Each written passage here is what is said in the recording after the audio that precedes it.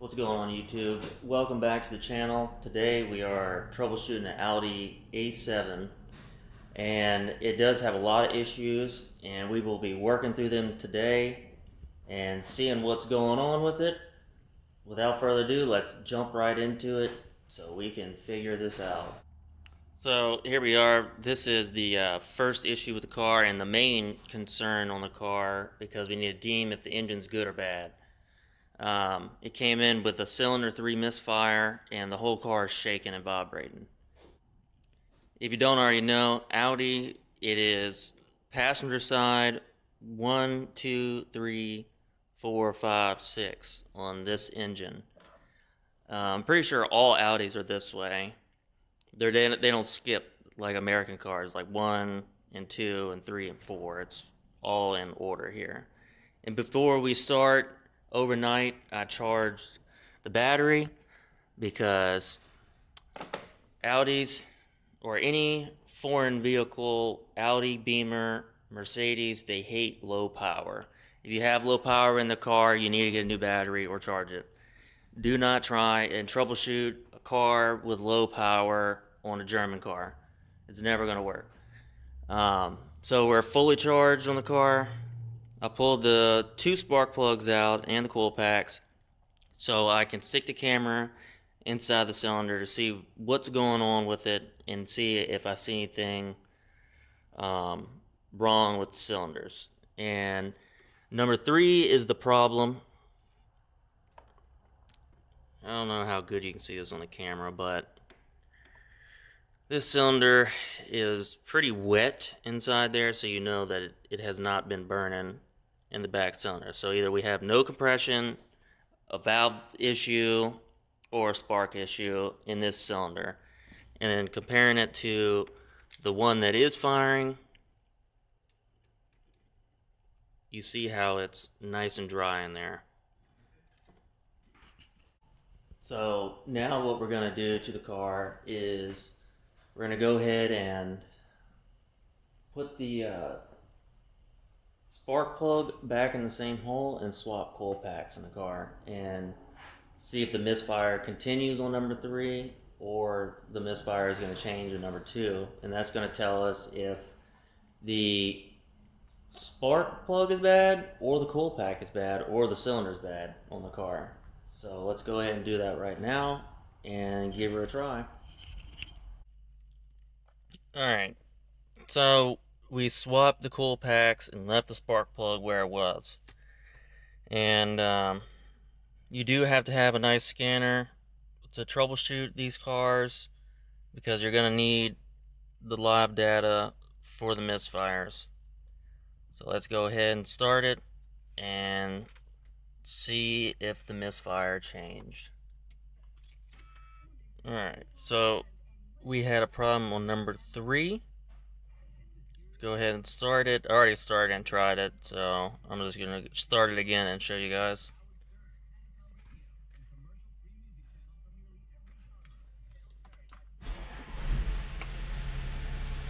And there's a misfire, and it's on number 2 now. Go ahead and turn it off because we don't want to damage anything. So now we need a coil pack for number 2. Easy enough to troubleshoot. Alright, you guys, just got the parts from the parts store. This is the new Bosch coil pack for the car. I'm gonna go ahead and slap her in there, and then we're also doing valve cover gaskets, an oil change, and then we gotta troubleshoot the coolant leak on the car, and that should wrap up the engine problems on this thing. So I'm gonna go ahead and put this new coil pack in there, and then bring you guys back in the car and show you that the issue is fixed. Alright, you guys, so we're back in the car, and as you can tell, we have no misfires, no cylinder suppression, nothing, and she is running good now. Now we're moving on to the coolant leak issue, and we did change the oil in the car, did a spark plug and a coil pack. for number 3. So let's keep on moving. I'm gonna fill the coolant up with water because it's all gonna leak out, obviously, and see where this coolant leak's coming from. So we are replacing this screen as well. This screen is broken, and you know, it's just a piece of shit, honestly. Oops. So I'm trying to find the part number to this screen right now. Alright, you guys, it's running great now. This cool pack and spark plug was bad on number 3. And then for the coolant leak, I did it off camera because it was pretty easy find, honestly. I just filled it up with water, ran it, and it showed itself immediately. So the coolant leak, I don't know, it's down there. It's the temperature, coolant temp sensor. It's that one right there was leaking. The O-ring was bad on it. Replaced the O-ring and it fixed it. Now I'm just letting the car warm up and make sure everything else is healthy. And before anybody asks, this pipe right here is getting replaced. It is cracked, so that's getting replaced on the car. No check engine light, everything's good to go. Just buttoning up a few things, fixing the screen, and that'll be a second video probably. Yep, coolant leak figured out. I'm draining the water, all the water back out this car to put the purple coolant back in this car. And on top of that, we are doing valve covers, gaskets, because they are leaking. That is where all this oil is coming from. I don't know if you can see that on camera or not, but there's just oil everywhere. And so we're doing the valve cover gaskets.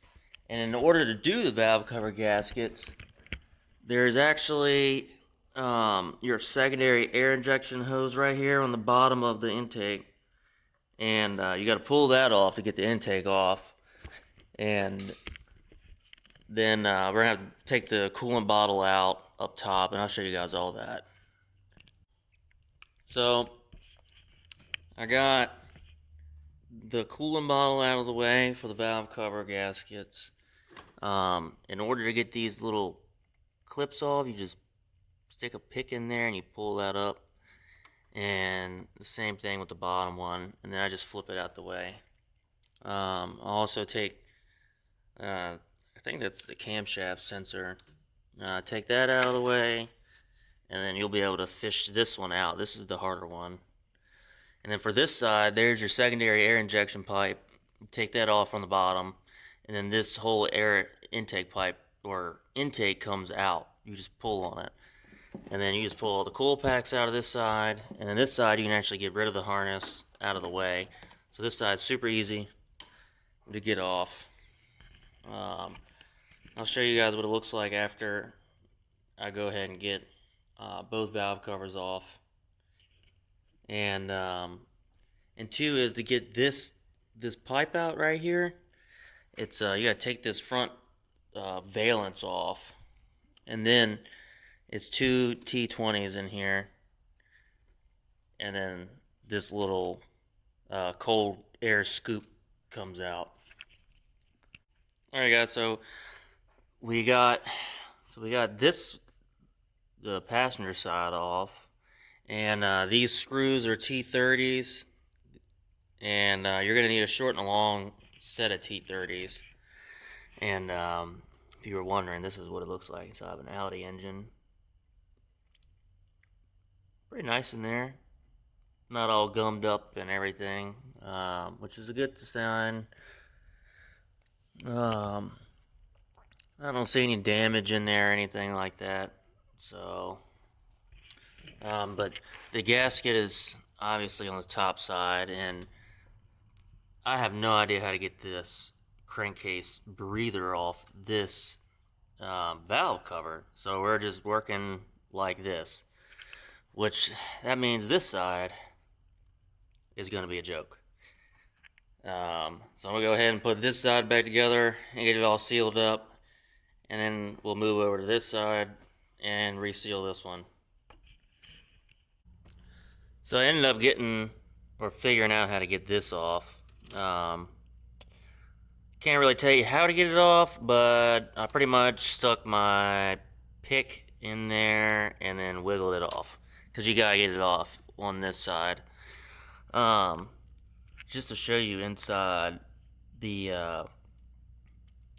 Audi engine.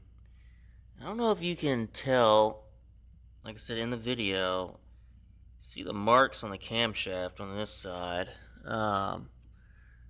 One there and here.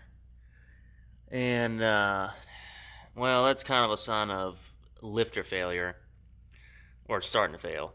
And on an Audi engine, that's a huge ordeal because the timing chains are in the back side of the motor, not in the front. So either the transmission's got to come out or the motor's got to come out. And this customer's not going to pay for all that. It's not going to happen. So we're just going to tell him and put the new valve cover on, or new valve cover gasket on. And this is the culprit. This is the side that was leaking very badly. But we went ahead and did both of them. As you can see, this gasket just broke all to pieces. And two, if you're doing this job at home, don't rush it. The screws do get stuck in the holes when you take them out. So you kind of got to pry or lift the valve cover and unscrew the screws as it's coming out. I know that probably doesn't make sense, but you'll take them all the way out and then they still manage to get hung in the hole, and you don't want to mess it up or pry on it, because all an Audi is aluminum, and you will strip the threads or break the bolt off inside here if you're prying on it and yanking on it. Just a little heads up. So I'm gonna go ahead and clean up this side and then put the new gasket on here. And no, we're not using Audi parts. Felpro will do. They are the best gasket makers in my opinion. So I'm gonna go ahead and throw this side back together, and this is the other side that I just did. I already put that back together. Like I said, we are waiting on this pipe because it's broken. And after we do this, I will clean up the engine. I got degreaser and brake clean and clean up the whole engine and make sure nothing else is leaking on it. Alright guys, so this one is finally done. And just got the window replaced, and now we're just doing like cosmetic things with this car, and it'll be sold. We gotta replace the display over here. We need to replace this. We're gonna fix this console and replace the tires, and it'll be ready for sale. Engine lights are all off. Everything runs great. Drives good.